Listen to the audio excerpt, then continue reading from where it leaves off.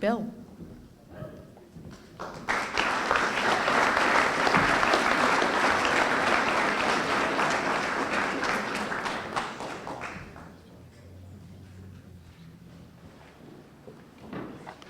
This is an award for Bill Gehling, class of 1974, graduate school 79, and a parent of a student in 2005. Distinguished Service Award. Bill, while a student at Tufts in the early 70s, you were named New England All-Star twice and a Greater Boston League All-Star 4 times in soccer.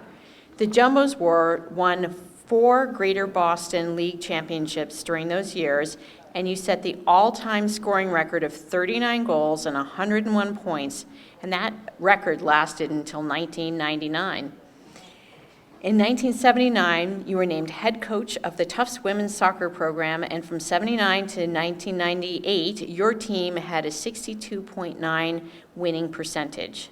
Your 85, 88, and 96 squads won New England Regional Tournament Championships, and your 1998 team went on to the NCAA National Quarterfinal. During this time, you also served as head golf coach and assistant women's basketball coach. In 1999, you were chosen to succeed Rocky Carzo as the 5th athletic director in the school's history. You also held high positions in the New England Small College Athletic Conference and college soccer, and had a leading role on NCAA and New England's women's soccer committees. After 16 years as athletics directors, you stepped down last year to become a senior advisor to university advancement here at Tufts. Your varsity sports program consistently ranked among the best, and based on finishes in NCAA events, out of more than 400 NCAA Division III institutions, Tufts placed 7th for 2013-14 and has been among the top 10 7 times overall. The men's lacrosse and women's softball teams won the NCAA championships in 2013 and 2014. Your legacy includes Bellow Field synthetic turf field, Shoemaker Boathouse on the Malden River, the renovation of Cousins Gym, the construction of the Steve Tisch Sports and Fitness Center, and the Backhouse Sailing Pavilion. Your support of Fan the Fire has helped build support for Tufts teams, and student attendance at games has increased dramatically. You've also promoted the importance of the community, and the varsity teams work with nonprofits to improve the quality of life for children in the community. Bill, for your leadership as a coach and administrator, and your role in leading Tufts through Division III heroics, the Tufts University Alumni Association is pleased to present you with the 2016 Distinguished Service Award. Congratulations.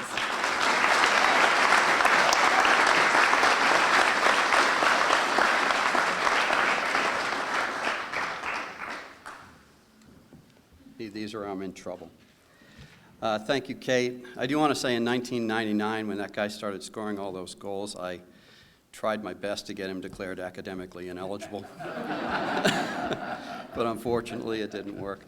I want to thank the selection committee. I want to thank all my friends and colleagues, especially the ones who conspired to nominate me for this award.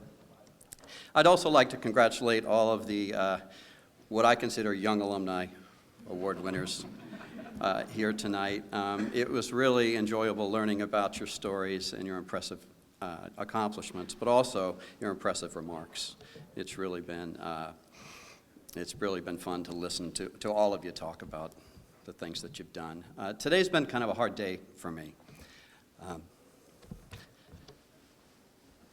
So I lost a cousin early this week, and this morning was her funeral. And I didn't think I was going to lose it, but I spent last night and this morning with family, celebrating her life and grieving her loss. But I was glad to be able to get back here for this night, because somehow it seems fitting that I spend the evening with what I consider my other family, which is the members of the Tufts community, whether it starts with the classmates who are here tonight, the colleagues of the last 40 years, it seems, mostly in athletics, but also my new colleagues in advancement I've only been there eight months, but they've made me feel like I've been there forever. In thinking about how to distill 40 years into 5 minutes, I thought I'd just share a handful of stories. It actually began for me in 1939. My mother lived in Ashland, Mass., and her dad had died some years earlier, and her mother was supporting the family by working in a jewelry factory. It was a family full of love, but very little money. And this was a time when very few from towns like Ashland went to college, but my mom wanted to go, and her mom was determined to find a way. So they boarded a bus to Attleboro, found the house of the factory owner, and knocked on his door. My grandmother asked the man if he'd help pay for my mother to go to college. The man's name was Harold E. Sweet, and he also happened to be the president of the Tufts Board of Trustees. He agreed to loan my mom the money as long as she worked to pay him back. And so she came to Tufts with 1 skirt and 3 sweaters. My dad also came from a family with little money. He was fortunate enough to have a teacher see potential in him, and that teacher's brother was a professor at Tufts. And he told my dad about a math exam and encouraged him to take it. The higher scorer would win a full scholarship to Tufts, and fortunately, my dad tested well. And that's how he came to be a jumbo. So they met at Tufts, got married, started a family, started a legacy, really, and 9 of us in total have attended to Tufts. When it came time to choose a college, I picked Tufts because of the family connection, and maybe just a little bit because my high school girlfriend went to Harvard. I arrived at Tufts and I joined the soccer team, and among my classmates were Dale Graydon, an All-American center back, and Gabriel Gomez, an All-American forward.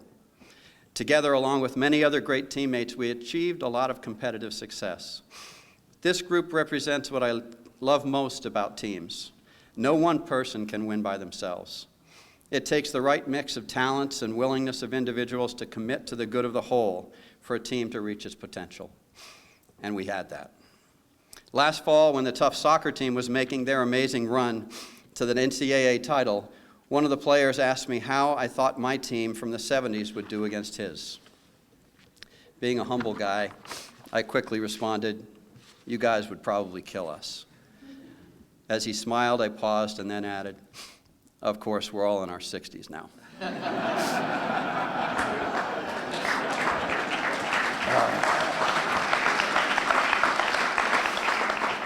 So the many wonderful memories from those days, very few of which relate to wins and losses, left an indelible imprint as well as lifetime friendships.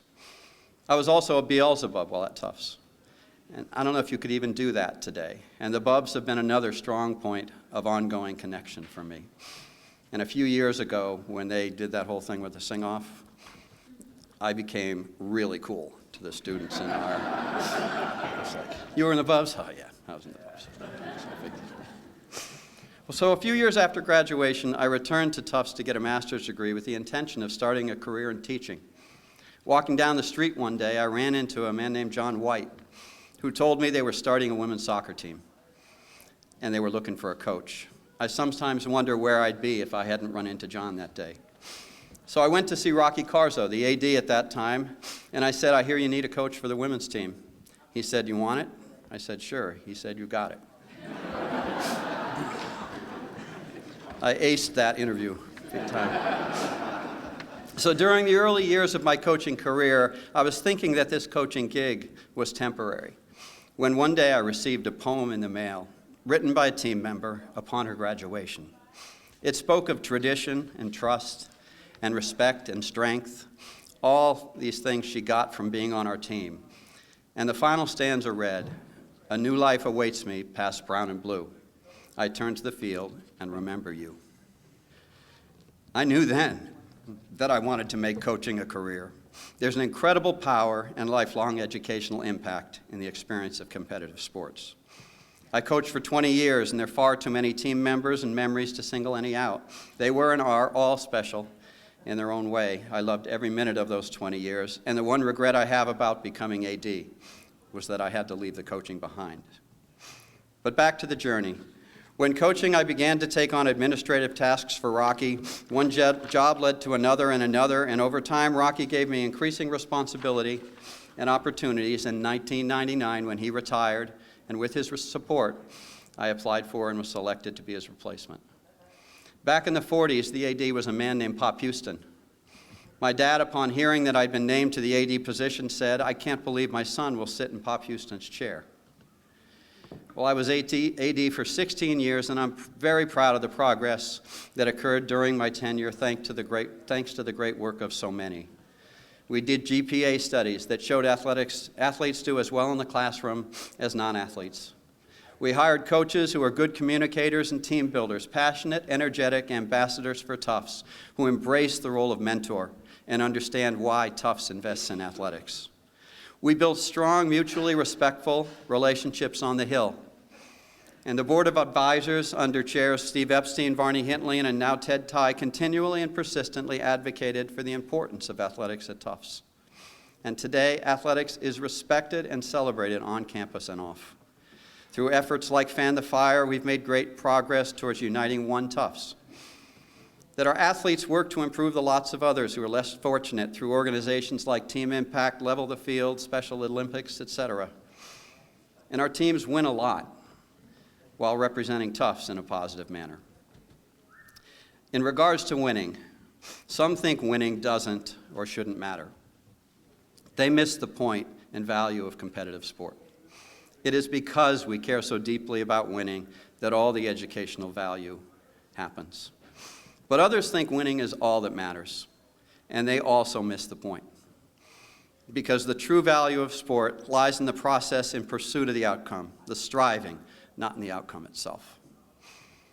In conclusion, I'd like to share one last story. Last fall, at the Athletics Department Awards ceremony, President Monaco shocked me by presenting me with something called the Hosea Ballou Medal. As he read the description of the award, I was stunned to hear that it had only been awarded 16 times. That night when I got home, I went online to see who the other honorees had been. The most recent winners were people I know and deeply respect: Adele Backow, Linda Dixon, who's here tonight, Dean Bruce Reitman. Other names were familiar for different reasons, but there in the middle of the list was a name that took my breath away. Harold E. Sweet, the man who loaned my mom the money to go to Tufts. How cool is that?